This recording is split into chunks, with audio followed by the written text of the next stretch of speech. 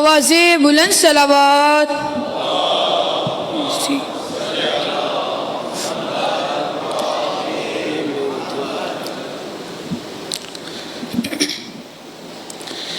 ظہور کا وقت آ گیا ہے، امام سے لو لگائے رکھنا. ظہور کا وقت آ گیا ہے، حرم بے نظر جمائے رکھنا. ظہور کا وقت آ گیا ہے، چراغ الفت جلائے رکھنا. ظہور کا ہے انتقام حسین باقی، وہ آنے والا حساب لے گا. عقیدہ اپنا درست رکھنا، جو ان کی نصرت کی ہے تمنا. ظہور کا وقت آ گیا ہے، عمل کو بھی آزمائے رکھنا. ظہور کا نہ نیند آئے نہ اونگ آئے، رکھو ہر ایک پر نظر جمائے. دل و نظر سے یا سامرا سے نہ جانے کس راستے سے آئے. ظہور کا وقت آ گیا ہے، ہر ایک رستہ سجائے رکھنا. ظہور کا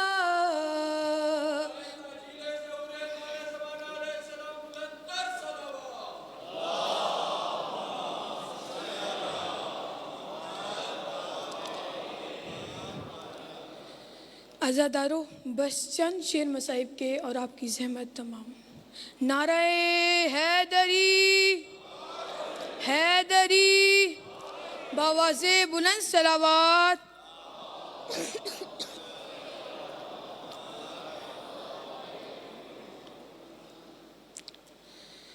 پتھر ہٹا کے لاش سے زینب نے دی صدا،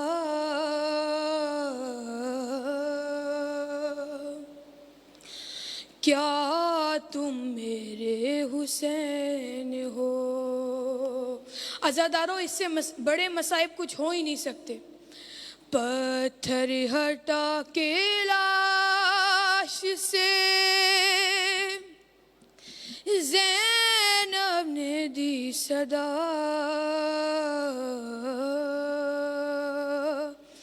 کیا تم میرے حسین ہو ہے کیسے پڑے ہیں جسم کے کیسے پڑے ہیں جسم کے ٹکڑے جدا جدا کیا تم میرے حسین ہو پتھر ہٹا کے لاش سے زینب نے دی صدا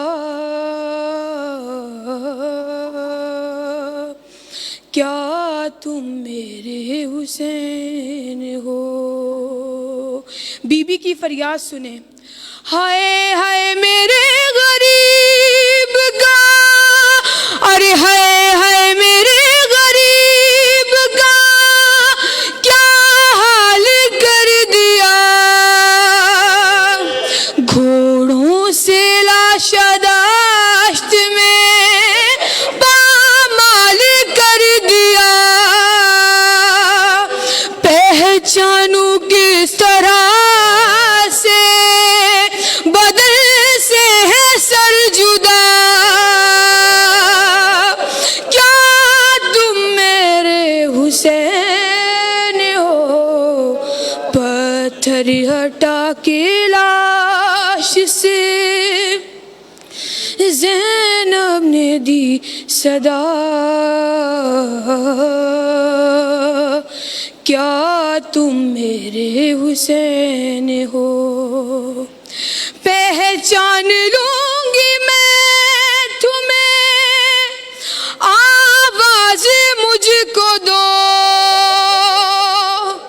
دم توڑتے جو دیکھا ہے کڑیل جوان کو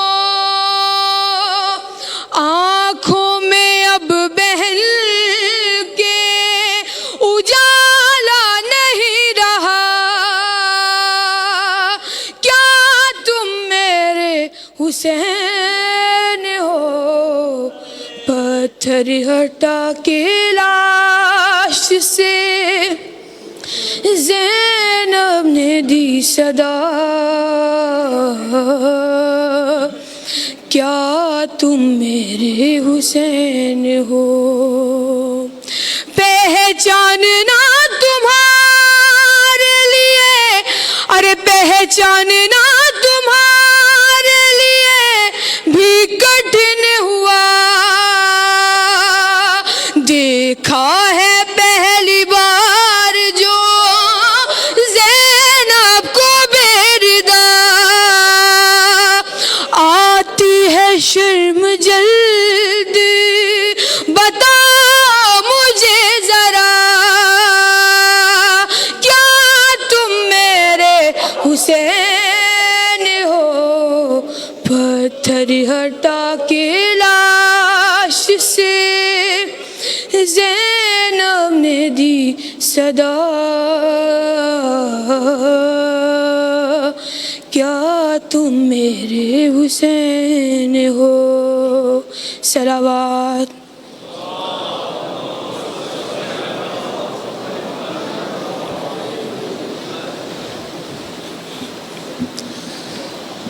یہ کلام میر تکلم میر ہمارے شاعر اہل بیت بڑا مقبول کلام بڑا اثر انگیز کلام میں سمجھتا ہوں کہ کربلا کا ایک نقشہ جو ہمارے سامنے اس کلام سے کھنچ کے سامنے آ جاتا ہے سب فنا ہو جائے گا نام خدا رہ جائے گا سب فنا ہو جائے گا نام خدا رہ جائے گا تذکروں میں صرف ذکر کربلا رہ جائے گا میں دعوت دے رہا ہوں سلام گزار ہیں ہمارے شاہگوار علی صاحب تشریف لائے ہیں کچھ دیر کے لیے سلام گزاری کے حوالے سے وہ تشریف لائیں گے اس کے بعد پھر وکیل مرجعیت علامہ شیخ انور النجفی قبلہ جو ہیں وہ زحمت کلام فرمائیں گے برائے خوشنودی محمد و آل محمد بلندتر صلوات شیر پڑھ جی جی بسم اللہ.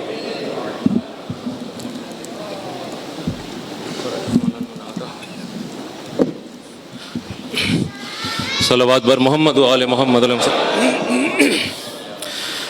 برائے خوشنودی جناب سیدہ طاہرہ بلند تر صلوات.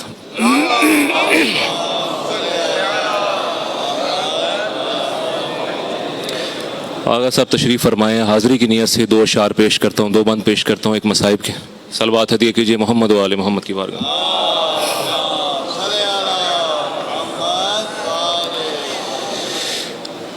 میں خاک کربلا ہوں, رتبہ میرا جدا ہے.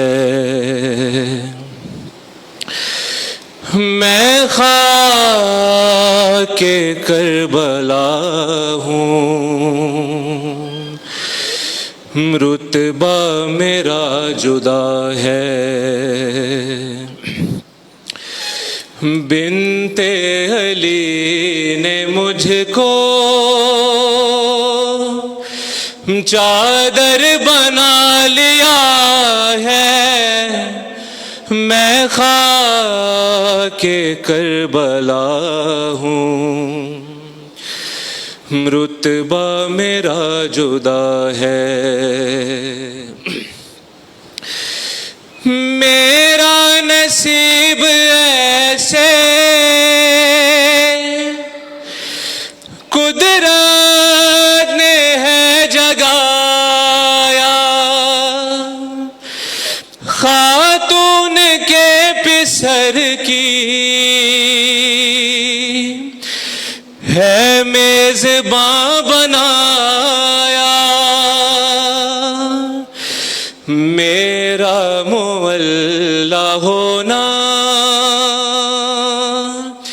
شبیر کی عطا ہے. میں خاک کربلا ہوں, رتبہ میرا جدا ہے. جس کو جناب احمد تھے دوش پر بٹھاتے, جس کو جناب احمد تھے دوش پر بٹھاتے, اور جبرائیل جس کو تھے لوریاں سناتے. جائے نماز اس کی سینہ میرا بنا ہے.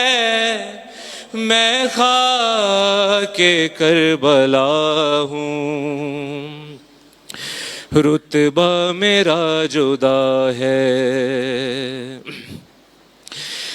اور روتی ہوں یاد کر کے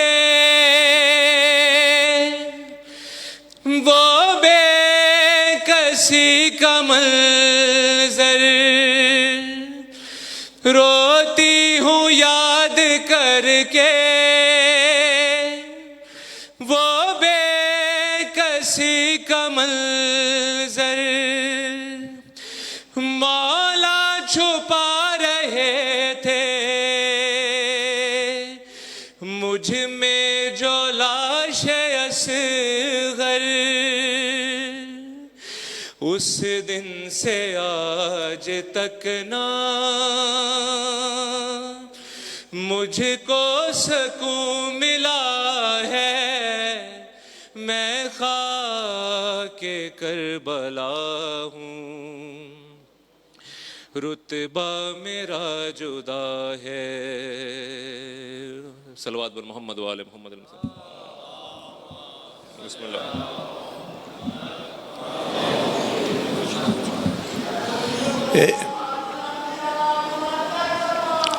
اللہم صلی علی محمد.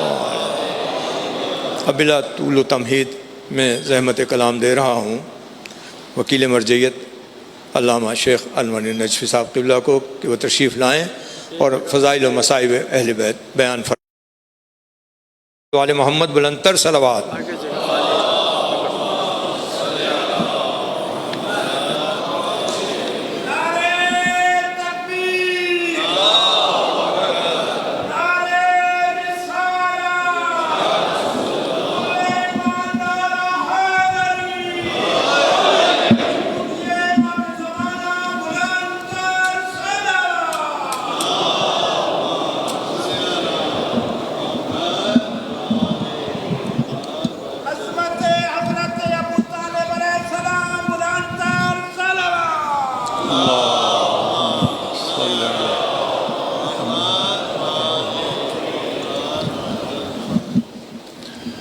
اعوذ باللہ من الشیطان اللعین الرجیم بسم اللہ الرحمن الرحیم الحمد للہ رب العالمین والصلاة والسلام والتحیۃ والاکرام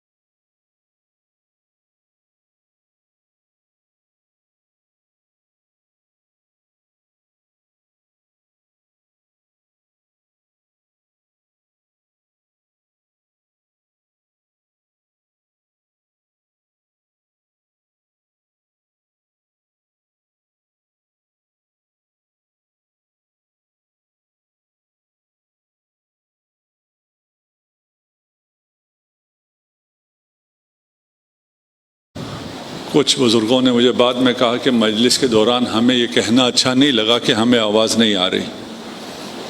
ابھی مجلس شروع نہیں ہوئی، ابھی ہر طرف آواز ہے۔ اس سائڈ پہ نہیں ہے، اس سائڈ پہ جگہ بھی ہے اور آواز بھی ہے، تو جنہیں آواز نہیں آ رہی وہ ابھی موو کر سکتے ہیں۔ اور یہ آپ سپیکر دیکھ رہے ہیں، اس کی سیٹ میں بیٹھیں گے یا اس سے کم ڈسٹنس پہ بیٹھیں گے، ادھر آ جائیں۔ اب جب آپ ایک دفعہ اٹھ ہی گئے ادھر جگہ بھی کھل جائے گی، تو جن کو آواز نہیں آ رہی وہ مناسب جگہ پہ آ جائیں۔ صلوات پڑھ دیجئے محمد و آل محمد، صلی علی محمد و آل محمد۔ مجلس شروع ہونے سے پہلے کچھ راستے میں آتے ہوئے بھی ابھی یہ بھی دعا کی اپیل ہے۔ ڈاکٹر سید بشیر حسین شاہ علیل ہیں، ان کے لیے، اور ایک برادر اور کینسر کے مریض ہیں، انہوں نے ابھی ہم سے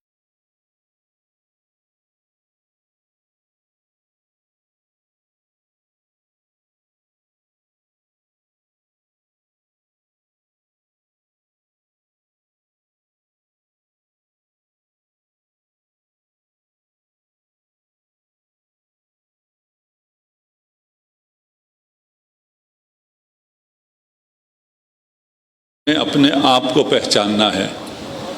من عرف نفسہ، جس نے اپنے آپ کو پہچان لیا، فقط عرف ربہ، اس نے اپنے رب کو پہچان لیا۔ اب آپ کو پتہ چلا کہ یہ کتنا مشکل کام ہے، انسان اپنے آپ کو پہچان لے، یہ سب سے بڑا مشکل ہے۔ اور انسان کو سب سے زیادہ غلط فہمی اپنے متعلق ہی ہوتی ہے۔ وہ ساری خرابیاں جو دوسرے میں برداشت نہیں ہیں، اپنے میں برداشت، دوسرے سے خرابی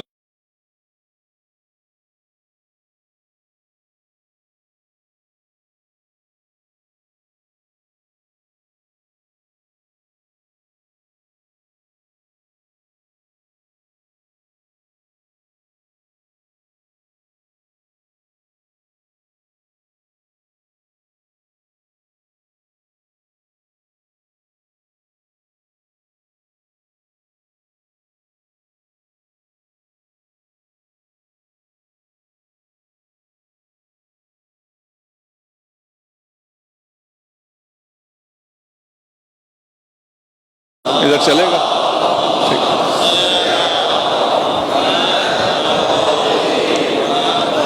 کل عرض کیا کہ اصل مسئلہ یہ ہے، اصل مسئلہ ہمیں اپنے اندر ہے.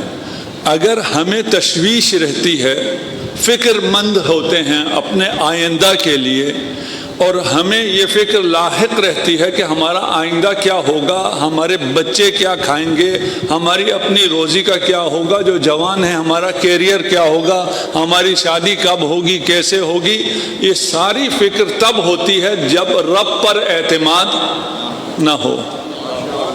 وَإِلَّا یہ تشویش ہے ہی نہیں. اس نے کہا میرے ذمہ ہے، تمہارا رزق میرے ذمہ ہے، میں تب شادی کروں گا جب میں سٹیبل ہو جاؤں. خدا کہتا ہے تو شادی کرے گا تو میں تجھے سٹیبل کروں گا، تیرے رزق میں برکت تب ہی دوں گا جب تو شادی کرے گا، جب تو کاروبار کرے گا تو میں تجھے برکت دوں گا. ہم کاروبار شروع ہی سود پر قرض لے کے کرتے ہیں. جو اللہ کا پلان ہے اسے ہم قبول نہیں کرتے، جو انگریزوں نے ہمیں پلان دیا ہوا ہے اسے ہم قبول کرتے ہیں، سود پہ قرض لیتے ہیں اور پھر ان کا قرض ہی ادا نہیں ہوتا. ابھی آپ ہم اس پیارے عزیز ملک پاکستان میں جسے خدا نے ہر طرح کی نعمتوں سے نوازا ہے، ہم جتنا کماتے ہیں وہ سارا صرف سود ادا کرتے ہیں. اب کہاں سے برکت آئے گی؟ ہماری ساری کمائی، جو کچھ ہم کام کرتے ہیں وہ سب صرف سود ادا ہونے میں چلا جاتا ہے. خدا کہتا ہے مجھ پر اعتماد کرو. اگر آپ جہاز میں آرام سے سو جاتے ہیں، پائلٹ کو جانتے بھی نہیں ہیں، اگر بس میں آپ آرام سے سوتے ہوئے چلے جاتے ہیں لاہور تک، پائلٹ کو جانتے ہی نہیں ہیں، تو اس دنیا میں فکر مند کیوں ہے؟ یہ دنیا رب چلا رہا ہے. یہ رب کے کنٹرول میں، کوئی بھی چیز رب کے کنٹرول سے باہر نہیں ہوتی کسی بھی وقت. ابھی جنگ میں ہم لوگ بہت پریشان ہو گئے تھے کہ کیا ہوگا، اتنی بڑی طاقتیں احزاب سب ایک طرف ہو گئی ہے، ایک بیچارہ مسلمان ملک اکیلا، مسلمان ملک بھی اس کے خلاف ہو گئے ہیں، اس کے اطراف میں موجود تمام مسلمان ملکوں کی زمین سے حملے ہو رہے ہیں. کیا ہوگا؟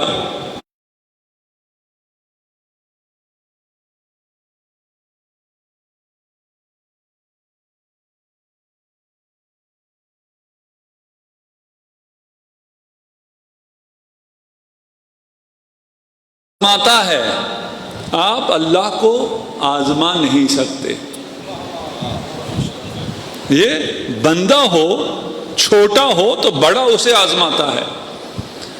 رب بہت مہربان ہے، اپنی مہربانی کے ساتھ ایک اور صفت اس میں ہے، اس میں غرور ہو. آپ اس سے کہیں تمہیں ڈرائیونگ آتی ہے تو وہ کیا کرے گا آپ کے ساتھ؟ جی اتنی سپیڈ میں چلائے گا، 2-4 ڈرفٹنگ کرے گا، آپ کی چیخیں نکل جائیں. یہی کرتا ہے نا. جو بھی ماہر ہو اس کو اگر آپ چیلنج کریں کہ تمہیں گاڑی چلانی آتی ہے تو وہ یہی کرتا ہے.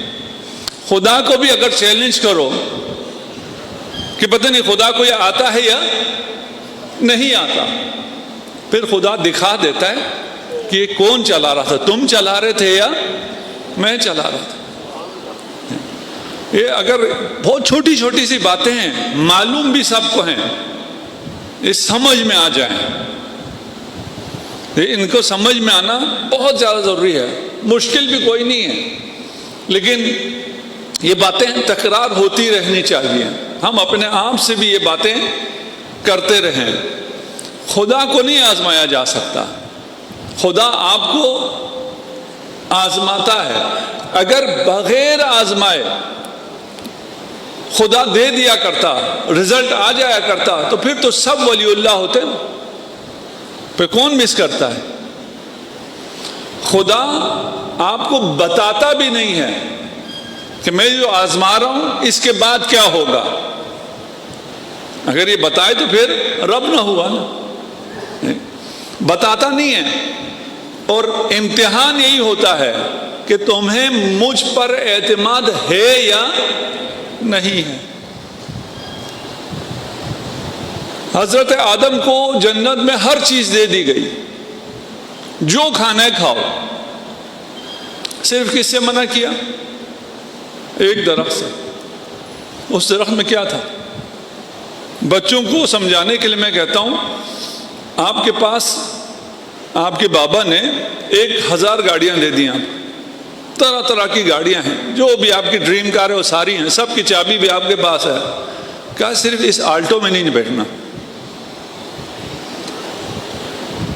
ہر طرح کی گاڑی آپ 1000 گاڑیاں سوئچ آپ کے پاس ہے، جس مرضی کو چلانا ہے، جتنا مرضی چلانا ہے، سپیڈ لمٹ بھی نہیں ہے، عیش کرو، صرف اس آلٹو کو نہ چلانا۔ کوئی مشکل ہے؟ جی آپ کے لیے تو کوئی مشکل نہیں ہے۔ شیطان کے لیے کتنا مشکل ہے، اب شیطان نے بٹھانا آپ کو آلٹو میں، اس کے لیے بہت مشکل ہے، آپ کے لیے بہت آسان ہے، اور خدا کے لیے بہت آسان تھا اگر آپ کو بتا دیتا اس آلٹو میں نہ بیٹھیں، اس کی بریکیں فیل ہے، اگر آپ کو بتا دیتا تو آپ کبھی بھی نہ بیٹھتے۔ حضرت آدم کو پتہ نہیں تھا، بیٹھ گئے، سیدھا بریک فیل ہو گئی، ادھر پہنچ گئے۔ دیکھیں کتنا آسان ہے۔ اگر اعتماد ہو تو پھر کچھ بتانے کی ضرورت ہی نہیں ہے، بھئی رب نے کہا کافی ہے نا، اس میں اور کوئی حکمت آپ کو جاننا؟ اسلام کے ہر حکم میں حکمت ہے، اس میں کوئی شک نہیں ہے۔ اب اس کے بعد جوان ہم سے آ کے ہر حکم کے کہتے ہیں اس میں کیا حکمت ہے؟ ہر حکم کی حکمت ہمیں پتہ نہیں، لیکن ہمیں ہر حکم کی حکمت پتہ ہے۔ کون سا جملہ صحیح ہے؟ جی دونوں صحیح ہے، پتہ نہیں ہے، دونوں صحیح ہے۔ بھئی ہر حکم کی حکمت ہمیں پتہ نہیں، الگ الگ، لیکن ہر حکم میں جو حکمت ہے وہ یہ ہے کہ یہ رب کا حکم ہے، رب کا حکم ہے، رب حکیم ہے، تیرا بھلا چاہتا ہے، تیری پرورش کرنا چاہتا ہے، تجھے ہدایت دینا چاہتا ہے، تجھے جنت دینا چاہتا ہے، تیری رہنمائی کرنا چاہتا ہے، تیری حفاظت کرنا چاہتا ہے۔ اگر اس کا کہا ہوا ہے پھر اور کیا تلاش کرنا ہے؟ ہاں وہ اتنا مہربان ہے کہ کچھ چیزوں کی حکمتیں اس نے خود بتا دی ہیں۔ رب غفور و رحیم ہے، ربوبیت کا ہی لازمہ ہے کہ اس نے ہماری ہدایت کے لیے ولایت کو قرار دیا ہے، یہ ربوبیت سے الگ نہیں ہے۔ یہ اگر آپ ولایت کو ربوبیت سے الگ کوئی چیز سمجھیں تو یہ کفر ہے۔ ولایت اس لیے قابل اطاعت ہے کہ وہ اللہ کی اطاعت ہے۔ ہمیں اس بات کا احساس ہونا چاہیے، کبھی ہوتا ہے کبھی نہیں ہوتا۔ فرض کر لیجئے آپ فرض کر لیجئے آپ کو بابا لے گئے 40 کے بعد فن سٹی، جہاں کا پتہ نہیں کون سا فن سٹی اچھا ہے، وہاں آپ کو لے گئے، آپ جھولے جھول رہے ہیں، خوب مزے کر رہے ہیں، لیکن آپ کو یہ پتہ نہیں آپ کے بابا کون سے ہیں، بابا کہاں ہیں آپ کے؟ یہ ہیں، اچھا 20 منٹ ہیں آپ بابا سے گم ہو گئے، بابا آپ کے ساتھ نہیں ہے، 20 منٹ سے آپ مزے کر رہے ہیں، لیکن آپ کو پتہ نہیں ہے کہ بابا ساتھ نہیں ہیں۔ جس لمحے پتہ چلے گا اس لمحے آپ کیا کریں گے؟ جی رونا شروع کریں گے۔ ڈھونڈیں گے کیا؟ بچے کا ڈھونڈنے کا طریقہ یہ ہے کہ رونا شروع، مضطر ہو جائے گا، پریشان ہو جائے گا۔ وہ 20 منٹ پہلے جو باپ نہیں تھا، باپ ساتھ نہیں تھا، احساس نہ ہونے کی وجہ سے یہ خوش تھا۔ 20 منٹ پہلے احساس ہوتا تو یہ 20 منٹ پہلے مضطر تھا، یہ 20 منٹ پہلے رو رہا ہوتا۔ یہ مثال تو اس بچے کے لیے تھی، اب ہم سب جو بچے بیٹھے ہمارے لیے کیا مثال ہے؟ امام زمانہ ہمارے ساتھ نہیں ہیں، ہم، بلکہ الٹا جملہ صحیح نہیں ہے، ہم امام زمان کے ساتھ نہیں ہیں اور ہم پریشان بھی نہیں ہیں۔ کیوں پریشان نہیں؟ ہم غافل ہیں، ہمیں احساس ہی نہیں ہے۔ جس آن احساس ہو جائے گا اس آن ہماری حالت فرق کر جائے گی، ہم پھر مضطر ہو جائیں گے۔ پھر ہمارے لبوں پہ کیا آئے گا؟ اللہم عجل لولیک الفرج، صلوات پڑھجے محمد و علیہ۔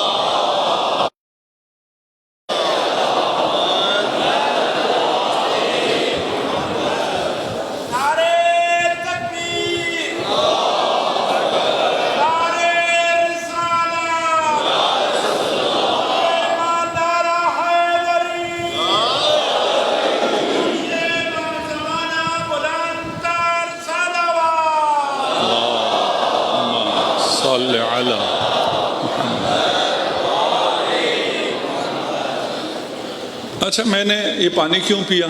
ابھی آپ سے جواب تو نہیں لے سکتا، آپ لوگ خود سوچیں۔ آپ اللہم عجل لولیک الفرج کیوں کہتے ہیں؟ اس کا جواب بھی آپ سوچ لیجئے۔ ٹھیک، پانی میں نے پیا کہ مجھے پیاس لگ رہی تھی یا میرا گلا خشک ہو رہا تھا۔ اس کے دو چار جواب ہو سکتے ہیں۔ آپ نے پانی کیوں پیا؟ آپ نے اللہم عجل لولیک الفرج کیوں کہا؟ اس کی بھی چند جواب ہو سکتے ہیں۔ ثواب کے لیے، امام کی تعجیل ظہور کے لیے۔ لیکن فرض کیجئے ایک شخص جان بلب ہے پیاس سے، اگر ایک شخص جان بلب ہے پیاس سے، اسے پانی مل جائے، اسے آپ پوچھیں پانی کیوں پیا، وہ کیا کہے گا؟ وہ کہے گا تمہیں یہ سمجھ میں نہیں آ رہا، یہ کوئی سوال ہے پانی کیوں پیا؟ یہ پانی میری حیات ہے، اس سے میری جان باقی ہے، یہ نہ ہوتا تو میں مر جاتا۔ یہ کوئی سوال ہے پانی کیوں پیا؟ میرے لیے کوئی اور راستہ ہی نہیں تھا، کوئی اور آپشن ہی نہیں تھا۔ جس دن ہم اس مرحلے میں پہنچ جائیں کہ ہم سے جب پوچھا جائے اللہم عجل لولیک الفرج کیوں کہتے ہو، ہم کو میرے لیے کوئی اور آپشن ہی نہیں ہے، کیا مطلب ہے کیوں کہتے ہو؟ میں یہ نہ کہوں تو کیا کہوں؟ صلوات پڑھجئے محمد و آل محمد۔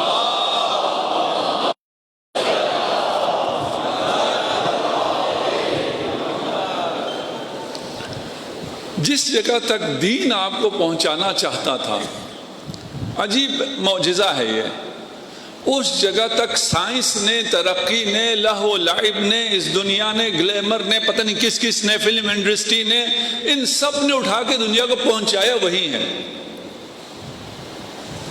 اور آگے بھی جس جگہ تک بشریت کو دین نے پہنچانا ہے اور پہنچائے گا، وہاں یہ دنیا کا ظلم اور یہ نظام یہ انسان کو پہنچا دے گا۔ یہ مقام میں بعد میں بیان کرتا ہوں، کل میں نے اشارہ کیا تھا، جب انسان اپنے بنائے ہوئے نظام کے ظلم سے، اس کی کمی کاستی کوتاہی سے، زیادتی سے متوجہ ہو جائے تو سب ایک آواز پکاریں گے مہدی بیا، سب پکاریں گے موعود کو۔ کسی کو نام پتہ ہے، کسی کو نام نہیں پتہ، کہا ان سب سے کچھ نہیں ہوتا، اللہ کا نمائندہ چاہیے، امام مہدی آ جائیے۔ آج ان تمام چیزوں نے ان جوانوں کو جس سوال تک پہنچایا ہے، وہ دین کا سوال ہے، وہ فلسفے کا سوال ہے، اس سوال تک ان کو ان کی مینٹل ہیلتھ نے پہنچایا ہے۔ Are we really alone؟ آیا ہم تنہا ہیں؟ ہماری آئیڈینٹی کیا ہے؟ یہ ہر جوان کا سوال ہے۔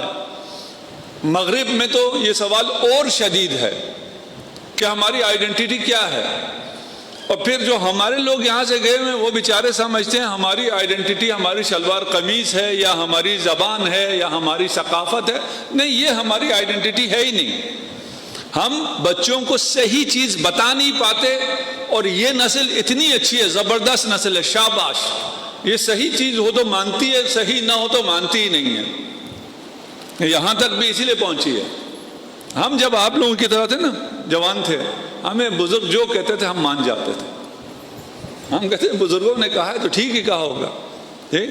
اب آپ لوگ نہیں مانتے ہو اور بالکل ٹھیک کرتے ہو, ریزننگ کے ساتھ مانتے ہو, بالکل صحیح کرتے ہو.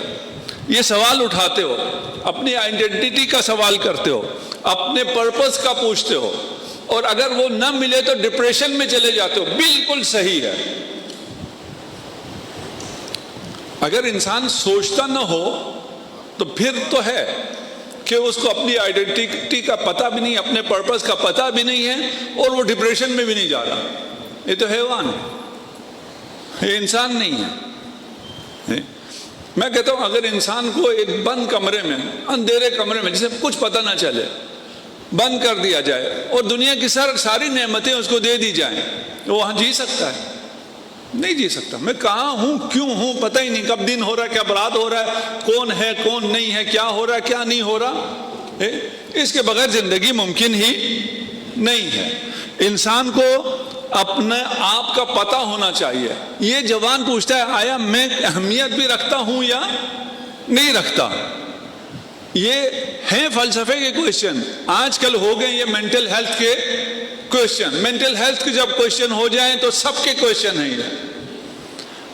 اس کے لیے دنیا کیا کہتی ہے؟ دنیا ان بچوں سے جو کہتی ہے, اس کے بعد بھی یہ جو مضطرب رہتے ہیں, دنیا کہتی ہے you are on your own. تم خود ہو, خود لڑو, خود بنو, خود اپنا مستقبل بناؤ, خود اپنے آپ کو پروف کرو. جو کرنا تم نے خود کرنا ہے. اسی لیے ویسٹ میں یہ ہوتا ہے, ہمارے یہاں بھی ابھی ہو رہا ہے. 18 سال کے بعد اس کو چھوڑ دیتے ہیں. وہ خود اس نے اپنے بل بوتے پہ کرنا ہے, جو کچھ کرنا ہے وہ خود ہے.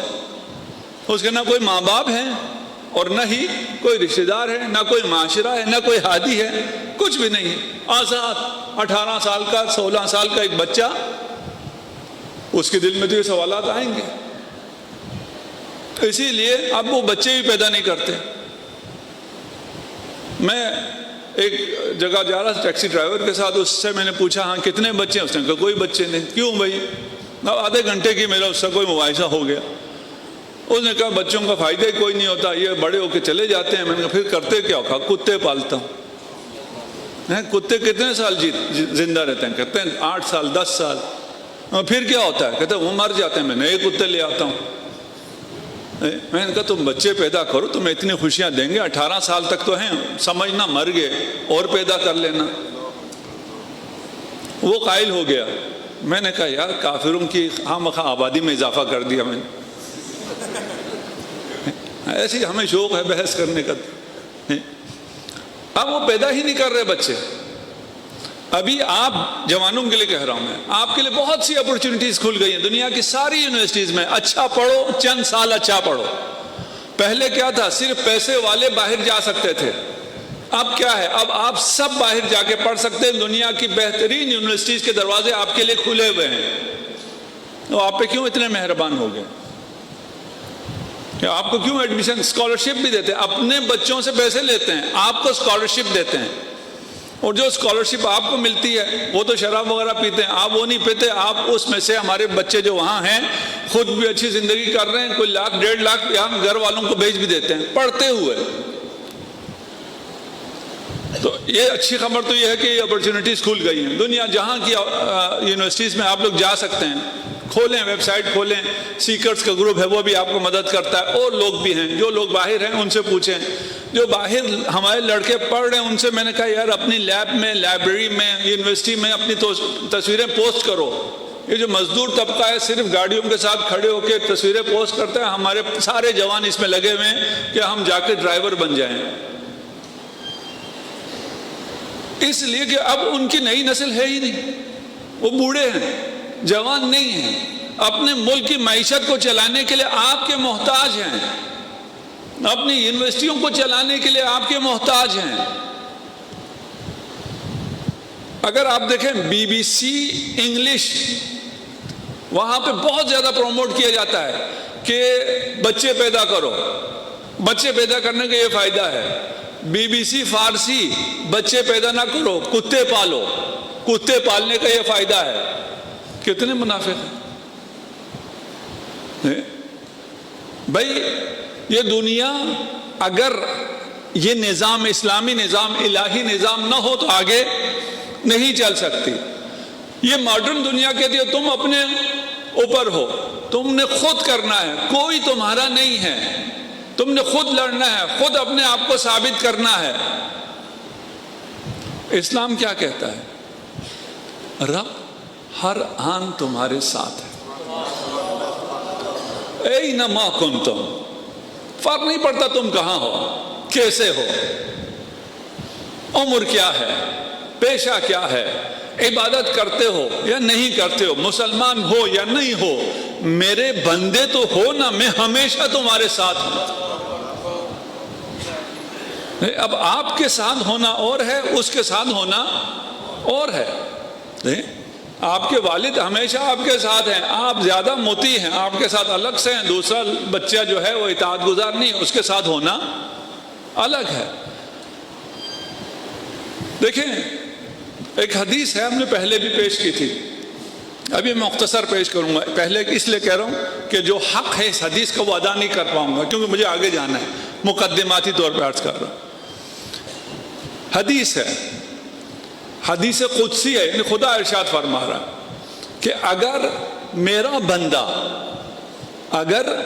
بندہ جیسا بھی ہو رات کی تاریکی میں اٹھ کر مجھے پکارے اور کہے یا ربی، اگر کوئی بھی بندہ مجھ جیسا روسیہ ہی کیوں نہ ہو رات کی تاریکی میں اگر کہے یا ربی، رب پکارتا ہے لبیک یا عبدی. میں نے گزرنا ہے، نہیں تو یہ 1 گھنٹے کی حدیث ہے. لبیک کہنا آپ کا کام ہے، رب کا مقام بہت بلند ہے، وہ کیوں لبیک کہے؟ لبیک ہم نے کہنا ہوتا ہے، لیکن ہم گناہگار نے جب رب کو پکارا اور کہا میرا رب، اس نے کہا لبیک یا عبدی، میرے بندے لبیک میں ہوں. یہ تصور کہاں ہے اور وہ تصور کہاں ہے؟ You are on your own. نہیں بھائی، میں رب کے ساتھ ہوں، رب میرا ہے، میں اس کا ہوں. مالک یوم الدین، وہ میرا مالک ہے، میں اس کا مملوک ہوں.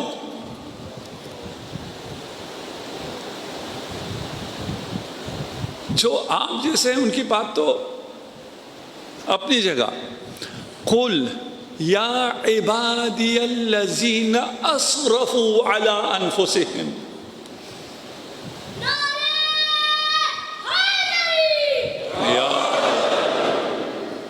قل کہہ دیجئے، کس کو کہنا ہے؟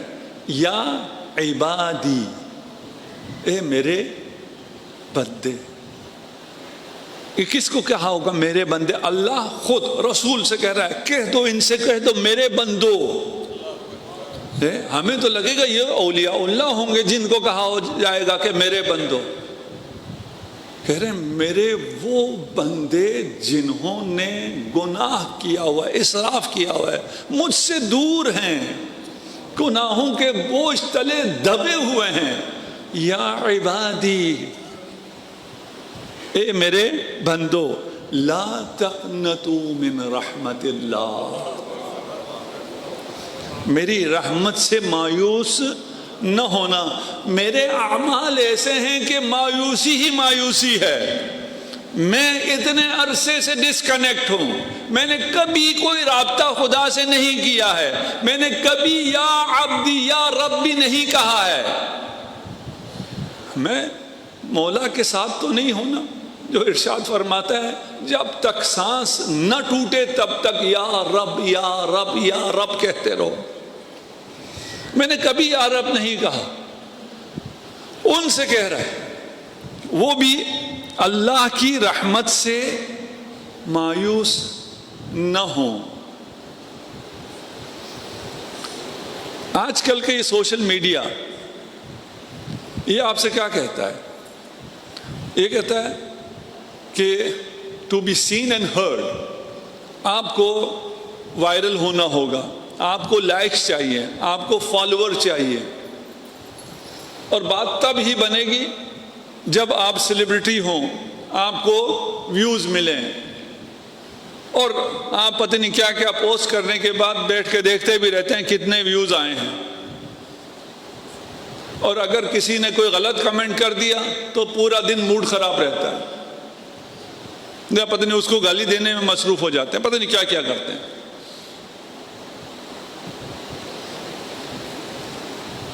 یہ دنیا کہتی ہے، یہ سوشل میڈیا کہتا ہے کہ اگر دیکھے جانا چاہتے ہو، اگر چاہتے ہو کہ تمہیں سنا جائے تو تمہیں سوشل میڈیا پہ آنا ہوگا، تمہیں آن لائن آنا ہوگا، تمہیں آن لائن فرینڈز بڑھانے ہوں گے۔ اور اس مصیبت نے کیا کیا؟ آن لائن فرینڈز تو بڑھ گئے ہیں، حقیقی دوست کوئی بھی نہیں، کوئی ہے ہی نہیں۔ ضرورت کے وقت آپ پوسٹ کریں نا مجھے مدد کو لے آؤ، کتنے لائک کرتے ہیں، کتنے کمنٹس کرتے ہیں، کوئی ہے ہی نہیں، آپ کی تنہائی میں کوئی نہیں ہے۔ رب کیا کہتا ہے؟ یو آر ناٹ alone، تم اکیلے نہیں ہو۔ قال لا تخافا، مت ڈرو، اننی معکما، میں تم دونوں کے ساتھ ہوں، اسمع و ارا، تمہیں دیکھا جانا تھا نا اور تمہیں سنا جانا تھا، رب کہہ رہا ہے میں تمہیں دیکھ بھی رہا ہوں، تمہیں سن بھی رہا ہوں۔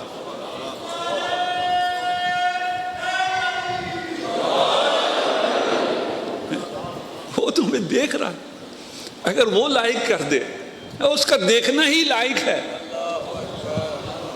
اس کا سننا ہی استجابت ہے۔ یہ تو نہیں ہے کہ وہ سنے گا تو استجابت ہے ہوگی یا نہیں ہوگی، نہیں، اس نے سن لیا، استجابت ہے، دعا قبول ہو گئی، دعا اس تک پہنچ گئی، آپ کی دعا قبول ہے۔ اب اس کا فلسفہ کیا ہے اگر سمجھ میں نہ آئے تو میں عرض کروں گا انشاءاللہ۔ کل سے میں درخواست کروں گا انتظامیہ سے بھی کہ اگر ہمیں تقریباً 20-25 پہ ممبر دے دیں تو میں بھی 40 سے 45 منٹ میں آپ کی زحمت تمام کروں گا۔ اس کے دو فائدے ہیں، ایک تو میری کمر میں تھوڑی تکلیف ہے، اس کی وجہ سے میں جب ممبر سے آؤں تو بھی میرے لیے کھڑے ہو کے ہاتھ ملانا وغیرہ مشکل ہے، اگر مجھے اجازت دیں تو میں چلا جاؤں گا۔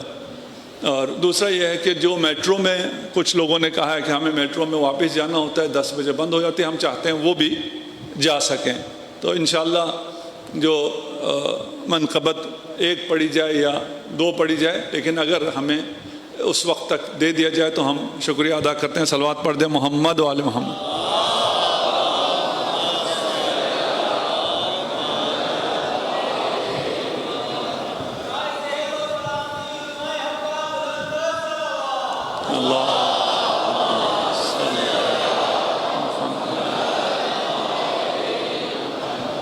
تم بے مقصد ہو، بہت باتیں ہیں، میں نے مختصر کر دیا،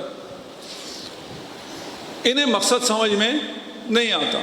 ایک ایتھسٹ نے کہا تھا کہ یہ جو سپیس ہے یہ اوفل ویسٹ آف سپیس ہے، اتنی بڑی سپیس سب اوفل ویسٹ ہے، ویسٹ، کوئی فائدہ ہی نہیں ہے اس کا۔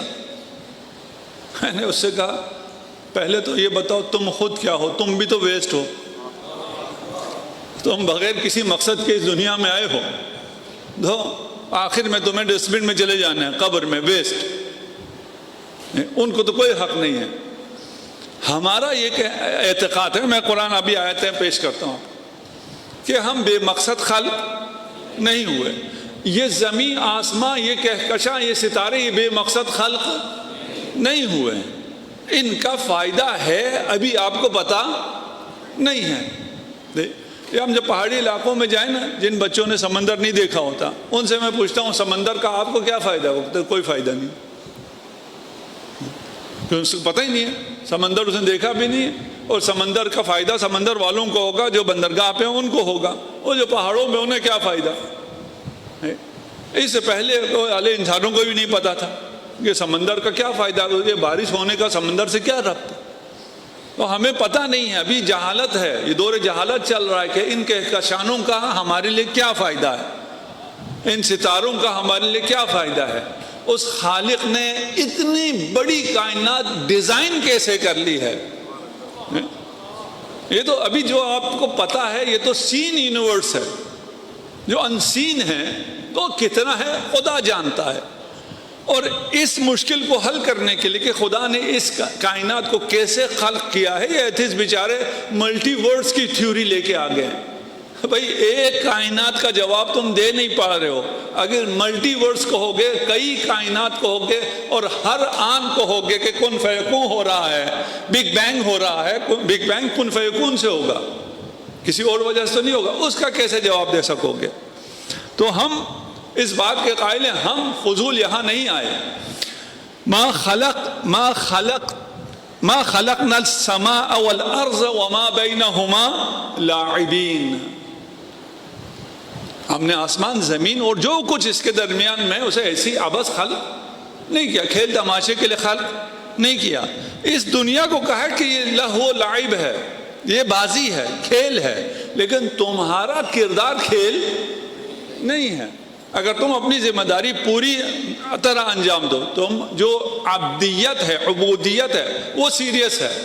اگر دنیا میں چلے گئے تو پھر تم بھی نان سیریس کوئی چیز ہو جاؤ گے۔ ما خلقناہما الا بالحق، زمین آسمان، اس وقت زمین آسمان میں ساری باقی تمام وسعتیں شامل ہیں، ہم نے اسے حق خلق کیا ہے۔ وما خلقنا السماء والارض وما بینہما باطلا، بہت آیات ہیں اس طرح کی۔ الذی خلق الموت والحیات لیبلوکم، یہ ابتلا پہ ہم آئیں گے اگر آگے چل کے کہ ابتلا کیا ہے، لیکن اس کے فلسفے ابتلا پہ نہیں آئیں گے۔ ابتلا آزمائش، اس آزمائش سے ہم کیسے رب سے کنیکٹ ہو سکتے ہیں، ربوبیت کو اور اپنے آپ کو کیسے سمجھ سکتے ہیں، اس کی بات ہم کریں گے۔ الذی خلق الموت والحیات، موت اور حیات کو خلق کیا، لیبلوکم، تاکہ تمہیں آزمایا جائے۔ آزما کے کیا کرے گا خدا؟ اچھے کو جنت دے گا، برے کو جہنم دے گا۔ خدا یہ نہیں کہہ رہا، خدا نہیں کہہ رہا اچھا برا نہیں ہے، میں نے یہ آسمان و زمین، موت اور حیات خلق کی ہے تاکہ تم میں سے دیکھوں زیادہ اچھا کون ہے، اچھوں میں اچھا کون ہے، ایکم احسن عملا۔ پھر وہ برے کہاں گے؟ ان کے لیے تو میں نے کائنات بنائی نہیں، وہ تو کسی شمار میں ہی نہیں ہے۔ معمولاً ہم سمجھتے ہیں کہ یہ دنیا کفار کے لیے خدا نے بنائی، نہیں بھئی آپ کے لیے بنائی ہے، وہ تو کسی حساب میں ہے ہی نہیں۔ اینما تکون، یہ سب خدا کے کنٹرول میں ہے۔ بس میں تھوڑا سا جلدی 2-4 منٹ آپ کے اور لوں گا، اور کوشش کر رہا ہوں، مجھے تھوڑی سی ابھی تکلیف ہے لیکن کوشش کرتا ہوں جتنی دیر میں آپ کے ساتھ رہ سکوں۔ اینما تکونوا یدرککم الموت ولو کنتم فی بروج مشیدہ، تمہاری زندگی پلان ہوئی ہے، تم فرار نہیں کر سکتے ہو خدا سے۔ لا یمکن الفرار من حکومتک، تیری حکومت سے کوئی فرار نہیں کر سکتا۔ موت جب آنی ہے تو آ کر رہے گی، تم جتنے بھی مضبوط قلعوں میں جا کے نہ چھپ جاؤ۔ تم بم پروف بلڈنگیں بنا سکتے ہو، تم ایسی بلڈنگ بھی بنا سکتے ہو کہ ایٹم بم کا بھی اس پہ اثر نہ ہو، لیکن موت پروف کچھ بھی نہیں بنا سکتے۔ موت آنی ہی آنی ہے، پھر باقی ساری برنامہ ریزی آپ کا جو بھی آپ نے منصوبے بنائے وہ سب درے رہ گئے نا۔ پھر منصوبے اسی کے ساتھ بناؤ نا جو آپ کی موت کو ڈیزائن کر رہا ہے، اور باقی منصوبوں کا فائدہ کیا ہوا اگر وہ موت ختم نہیں کر سکتے۔ موت کے بعد ہم تو اس بات کے قائل ہیں، ہمارے تو اور مشکل نہیں ہے، موت کے بعد حیات ہے اور ختم نہ ہونے والی حیات ہے، اس کی ہمیں فکر ہونی چاہیے۔ فَإِذَا جَاءَ أَجَلُهُمْ، میں جلدی آیت پڑھ رہا ہوں تاکہ آپ کو یقین آ جائے، سب آپ کو پتا ہے، مجھے یقین آ جائے۔ لا يستأخرون ساعة ولا يستقدمون، موت جب آ جائے تو نہ 1 منٹ آگے کر سکتے نہ 1 منٹ پیچھے۔ یہ جتنے مرضی آپ وینٹیلیٹر لگا لیں، جتنے مرضی آلات ایجاد کر لیں، جتنے مرضی میڈیکل آگے چلی جائے، موت جب آنی ہے تو آنی ہے۔ یہ جو ڈاکٹرز ہاسپٹل میں ہوتے ہیں ان کو سب کچھ ہوتا ہے، ٹیسٹ بھی ہمیشہ کرا رہے ہوتے ہیں، ان کو بھی جب موت آنی ہے تو آنی ہے۔ آپ کے ہاتھ میں صرف موت نہیں اور بھی نہیں ہے۔ وَإِن يَمْسَسْكَ اللَّهُ بِضُرٍّ فَلَا كَاشِفَ لَهُ إِلَّا هُوَ۔ یہ اب خطرناک آیت ہے، ذرا صلوات پڑھ جی محمد علیہ۔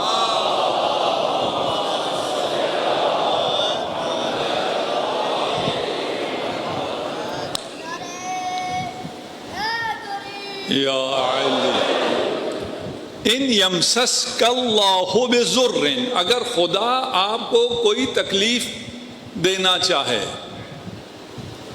اگر خدا کوئی تکلیف، نقصان، آزمائش، جو مرضی معنی کریں خدا چاہے، فلا کاشف اللہ، پھر کوئی اور اسے آپ سے ہٹا نہیں سکتا، الا ہو، صرف وہ۔ اچھا میں جب یہ آیات وہ کرتا ہوں تو میں تفاسیر مختلف پڑھتا ہوں، آپ کو سب بیان نہیں کرتا، آپ کا وہ اتنا وقت نہیں لیتا جتنا میرا وقت لگا ہوتا ہے۔ تو بہت سے ہمارے بھائیوں نے بتایا کیا لکھا ہوا ہے اس آیت کے شروع میں، مشکل کشا صرف خدا ہے۔ ہم بھی تو جیسے آیت چلے گی ویسے چلیں گے۔ آیت کیسے جا رہی ہے؟ آیت کہہ رہی ہے کہ اگر آپ کے اوپر کوئی مشکل آئے گی تو صرف خدا مشکل کشائی کر سکتا ہے۔ فلا کاشف لہ، کوئی اور مشکل کشا نہیں ہے، الا ہو، صرف اللہ ہی مشکل کشا ہے۔ وَإِن يُرِدْكَ بِخَيْرٍ فَلَا رَادَّ لِفَضْلِهِ، اگر خدا آپ کے ساتھ اچھا کرنا چاہے تو وہ اچھائی آپ تک پہنچنے سے کوئی منع بھی نہیں کر سکتا ہے۔ سب کچھ اللہ نے پلان کیا ہوا ہے۔ یہ وہ ایک فلم نامہ ہے جس میں سارے کریکٹر اور سب چیزیں اللہ نے لکھی ہوئی ہیں۔ آپ کو اگر کوئی بلائی پہنچنی ہے کوئی روک نہیں سکتا، اگر آپ کا کوئی مصیبت آنی ہے کوئی اسے ٹال نہیں سکتا۔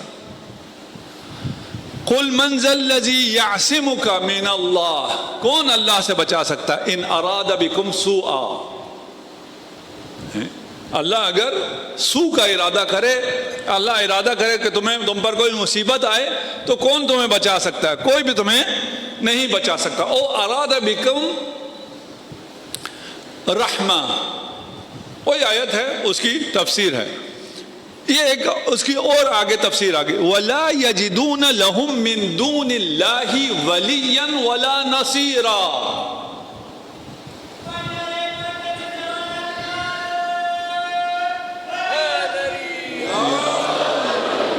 میں قرآن کے ساتھ چلوں گا بھائی، آپ کے نعرے کے ساتھ نہیں چلوں گا، قرآن کے ساتھ چلتے ہیں، میرے ساتھ ذرا چلیے۔ کیا آیت کیا ارشاد فرما رہی ہے؟ لا یجدون لہم من دون اللہ، اللہ کے علاوہ نہ کوئی ولی ہے اور نہ کوئی مددگار۔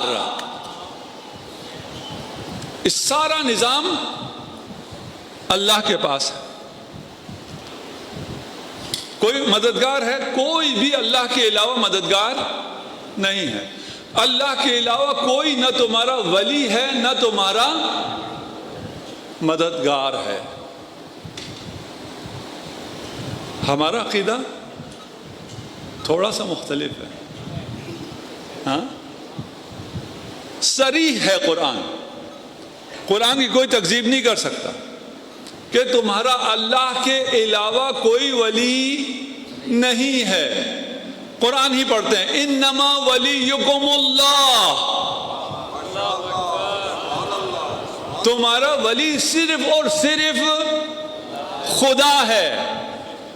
انما، صرف اور صرف، تمہارا ولی صرف اور صرف اللہ ہے۔ وَرَسُولُهُ وَالَّذِينَ آمَنُوا الَّذِينَ يُقِيمُونَ الصَّلَاةَ وَيُؤْتُونَ الزَّكَاةَ وَهُمْ رَاكِعُونَ۔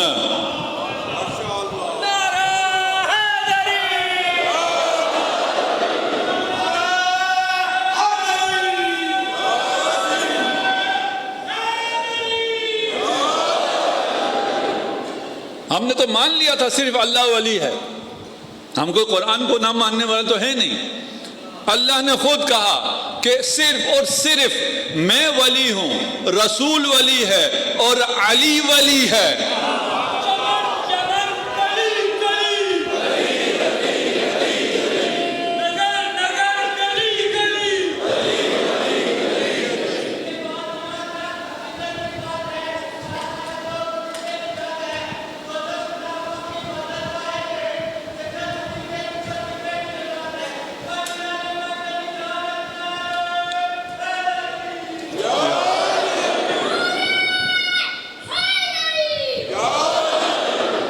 صرف اللہ ولی ہے، ہم بھی کہتے ہیں صرف اللہ ولی ہے، قرآن بھی کہتا ہے صرف اللہ ولی ہے۔ یہ ہمارے بات خلاف نہیں جا رہی ہے، ذرا احتیاط سے، یہ بات آپ کے خلاف جا رہی ہے۔ قرآن کہہ رہا ہے ولی یا میں ہوں یا میرا بنایا ہوا ہے، لوگوں کا بنایا ہوا ولی نہیں ہو سکتا۔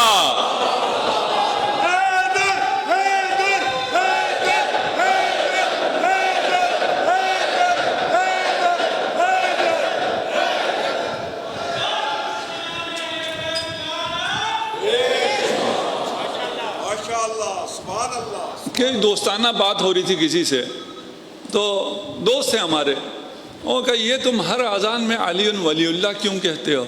میں کہ تم لوگ بھی کہو، بھائی تمہیں کس نے روکا ہے؟ تم بھی کہو۔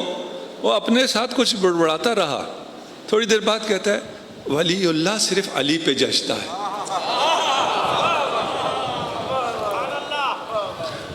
زمانہ بر سر جنگ است یا علی مددی، مدد ز غیر تو ننگ است یا علی مددی۔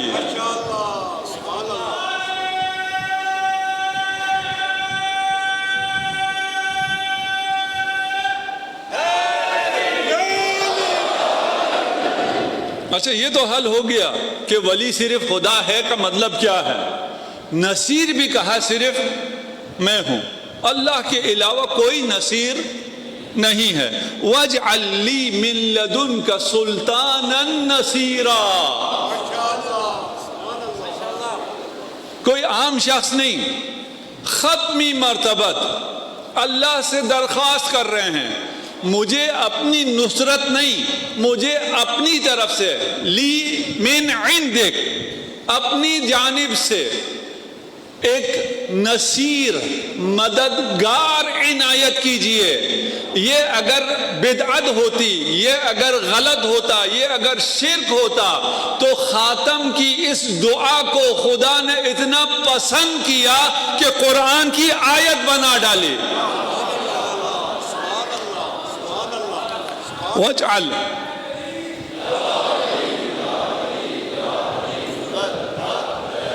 وَاجْعَلْ لِي مِن لَدُنْكَ، اس لیے کہ نصیر کہیں اور سے نہیں آ سکتا ہے، نصیر صرف اور صرف خدا کی طرف سے آ سکتا ہے۔ خدا کرے کہ ہم عبودیت پر قائم رہیں۔ یہ ولایت در حقیقت مظہر ربوبیت ہے، اور رب ہی ولی بنا سکتا ہے۔ حاکمیت اعلیٰ صرف اللہ کی ہے، یہ آپ کی بات نہیں ہے۔ امرہم شورا بینہم، بھائی تم اپنے امر خود شور کرو، حل کرو۔ حاکمیت اللہ سے مربوط ہے۔ اللہ نے کہا ہے کہ میں ولی صرف میں ہوں اور صرف میں بنا سکتا ہوں۔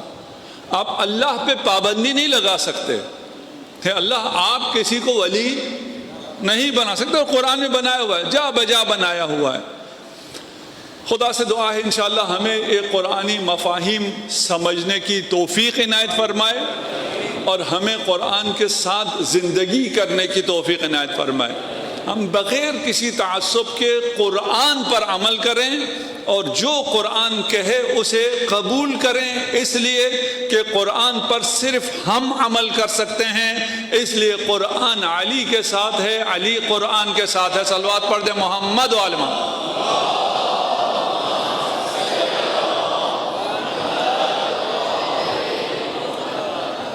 آپ کی زحمت تمام۔ یہ کاروان کوفہ کی جانب بڑھ رہا ہے۔ بچے آپس میں کہہ رہے ہیں جانتے ہو جس شہر میں جا رہے ہیں وہاں ہمارے دادا کی حکومت ہوا کرتی تھی، ہمارے دادا غریبوں کے ساتھ یتیموں کے ساتھ بڑے مہربان تھے، یتیموں کو اپنی گود میں بٹھا کر دودھ پلایا کرتے تھے۔ اب تو وہ یتیم بڑے ہو گئے ہوں گے،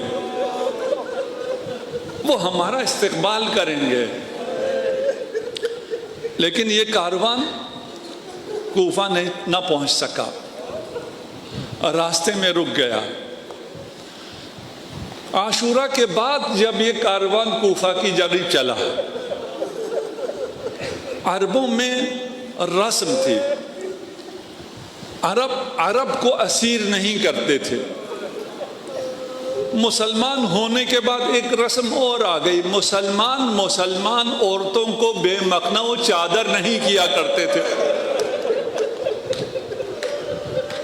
اجرکم علی اللہ، آپ لوگ پہنچ گئے، خدا آپ کو سلامت رکھے، خدا آپ کا یہ گریہ قبول فرمائے۔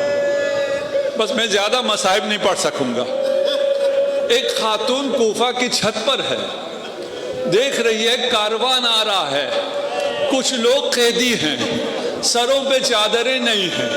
کہا یہ مسلمان تو نہیں ہو سکتے، یہ عرب تو نہیں ہو سکتے۔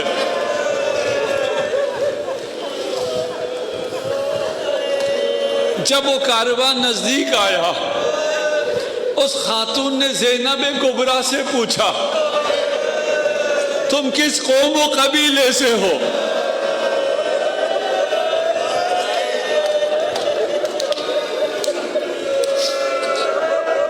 اجرکم علی اللہ۔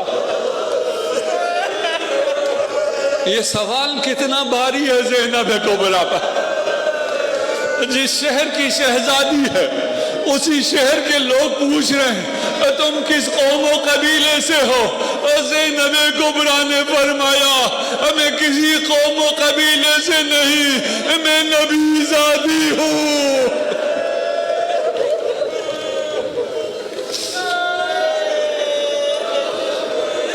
اس خاتون نے جب سنا چھت سے اتری، ہمسایوں کے دروازے کھٹکھٹانا شروع کیے، چادریں ہیں تو دے دو۔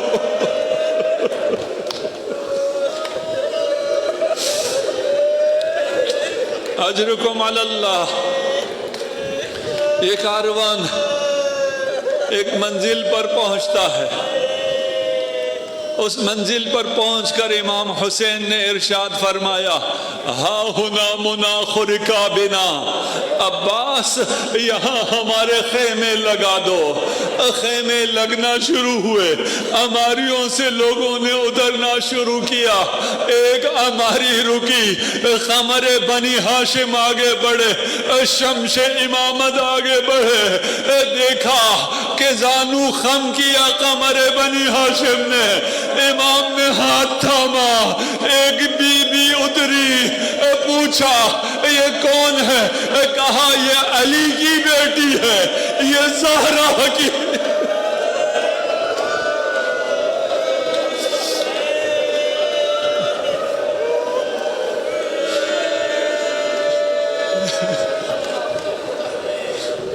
سانس لے لیجیے آپ، میں نہیں چاہتا آپ کو رلاؤں، اتنے سنگین مصائب ہیں، میں تو چاہتا ہوں ایسے بیان کروں میں بھی بیان کر سکوں، آپ بھی سن سکے۔ جب زینب کبریٰ زمین پر آئی، اس مٹی کو سونگا، پوچھا بھیا اس خاک سے آپ کے خون کی خوشبو آ رہی ہے، اس گودال قتل گاہ سے مجھے خوف آ رہا ہے۔ امام آگے بڑھے، زینب کبریٰ کے دل پہ ہاتھ رکھا، زینب کبریٰ کے سینے پہ ہاتھ رکھا اور ایک دعا پڑھی۔ اسی دعا کی بدولت زینب 70 قدم کے فاصلے سے دیکھتی رہی۔ اجرکم علی اللہ. امام کیسے بتاتے ہیں زینب کو یہ کون سی مقام ہے؟ فرمایا زینب جب بابا علی یہاں سے صفین کی طرف جا رہے تھے اس مقام پر آ کے کچھ دیر کے لیے آرام کیا, اپنا سر حسن کے زانوں پہ رکھا, کچھ دیر سوئے تھے کہ اٹھ کے بیٹھ گئے, زار زار رونا شروع کیا. وہ خیبر کا فاتح جسے کبھی کسی نے روتے نہیں دیکھا تھا اب وہ رو رہا تھا. لوگوں نے پوچھا مولا گریے کا سبب کیا ہے؟ فرمایا ابھی نیند میں نے دیکھا یہاں خون کا سمندر ہے, ایک شخص تڑپ رہا ہے اور پکار رہا ہے حل من ناصر ینصرنا.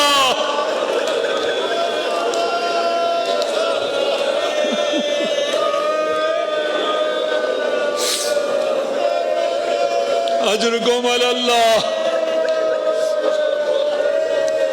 امیر المومنین فرماتے ہیں میں آگے گیا, میں نے اس شخص کا ہاتھ تھامنا چاہا, دیکھا وہ فرزند رسول میرا بیٹا, وہ جسے زہرا نے چکیا.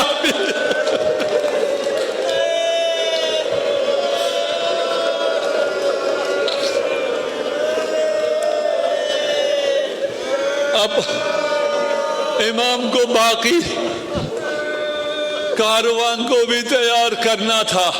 کہا یہاں ہمارے خیمے یہی لگیں گے, ہاں ہنا قتل رجالنا, یہاں ہمارے مرد قتل ہوں گے. یہ برداشت کرنا پھر بھی آسان تھا.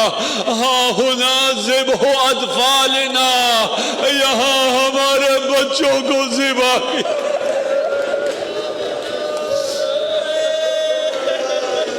ہاں ہونا حد کو حریمنا, نہ جانے اسے بیویوں نے کیسے برداشت کیا. عربی کا چھوٹا سا جملہ ہے, معنی جانتے ہو؟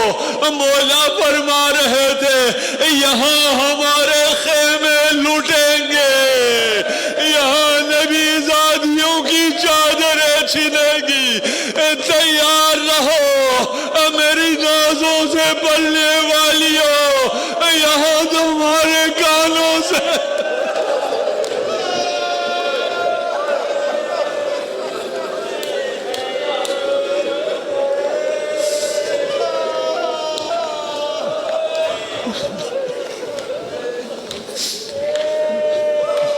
سيعلم الذين ظلموا أي منقلب ينقلبون.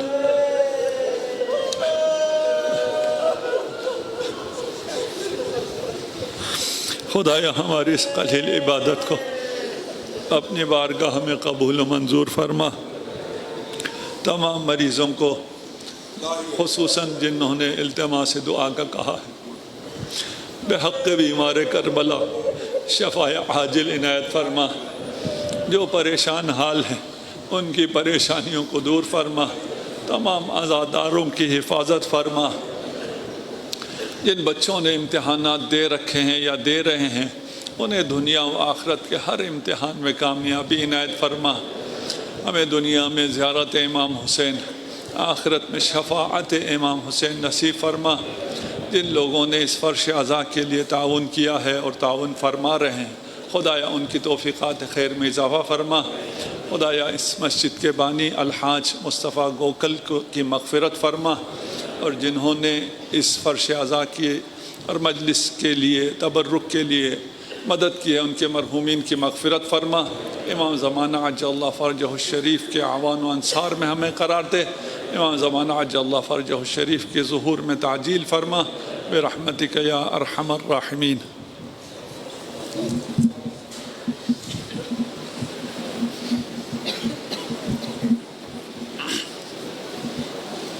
متوجہ ہے زیارت